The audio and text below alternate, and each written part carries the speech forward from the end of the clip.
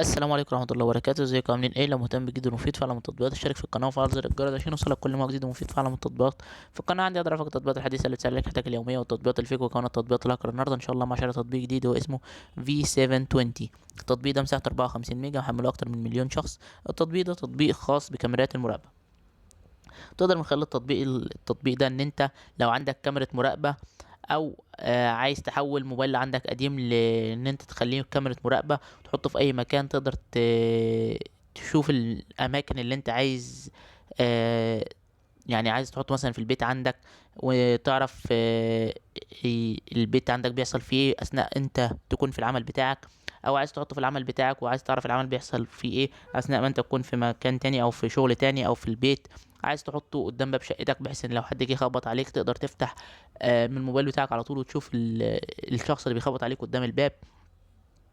يحمي طبعا البيت بتاعك، يحمي اسرتك، يحمي اطفالك، يحمي الفيلا بتاعتك من اي حد حابب ان هو يخش يسرقها، يخش يعمل اي حاجه. بتقدر تشوف الشخص، بتقدر تتعرف عليه، بتقدر تسجل كمان فيديو للكاميرا طول ما هو الوقت شغال، بحيث انت لما تخلص يعني مثلا بتسجل يوم بيوم او يومين بيومين او اسبوع باسبوع على حسب ما انت عايز، بحيث ان لو حصل اي حاجه ولا كده تقدر تراجع الكاميرات وتقدر تشوف ايه اللي حصل في الوقت مثلا اللي حصل فيه مشكله او كده. ولو الدنيا تمام فانت مثلا بتقدر تمسح الفيديوهات مثلا كل يومين، كل 3 ايام، كل اسبوع، على حسب ما انت عايز. ده الغرض من التطبيق وده فايده التطبيق. مشكله التطبيق ده ان هو بيتضمن اعلانات وبيطلب منك الاشتراك وشراء التطبيق، بالاضافه لان التطبيق بيكون باللغه الصينيه لان هو تطبيق اصلا صيني وليس تطبيق عربي ولا حتى اجنبي. ومفهوش لغات كتيره، مفهوش غير هي اللغة الصينية بس. ده كده الغرض من التطبيق وده فايدة التطبيق والمميزات والعيوب بتوع التطبيق.